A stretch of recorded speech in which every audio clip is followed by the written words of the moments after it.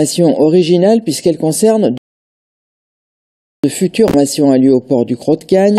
Vous allez voir que les élèves doivent apprendre à monter des filets de pêche et à manœuvrer un bateau à moteur en respectant les conditions de sécurité. C'est une série signée Aline Mettet et Florine Heba.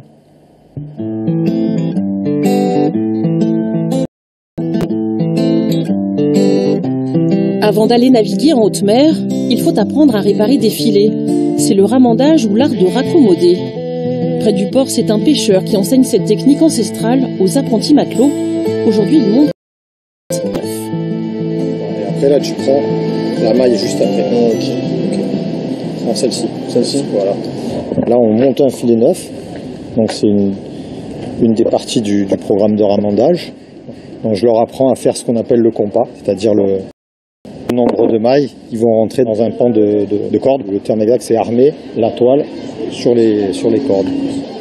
Ils n'avaient jamais touché un filet de leur vie. Et ils vont passer des heures, les mains dans les têtes, concentrées sur ce travail minutieux. Pour moi, c'est la première fois que je fais ça. Au départ, on était plus sur des filets, sur le montage de filets.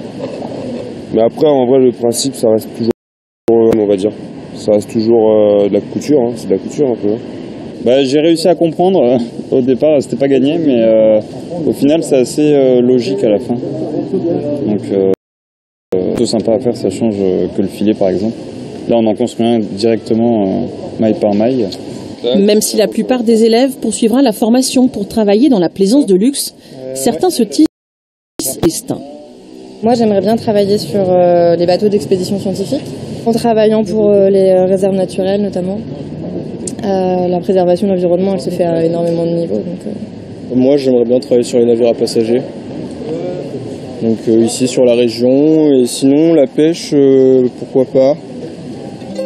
Les travaux pratiques continuent avec l'apprentissage des manœuvres sur un bateau-école.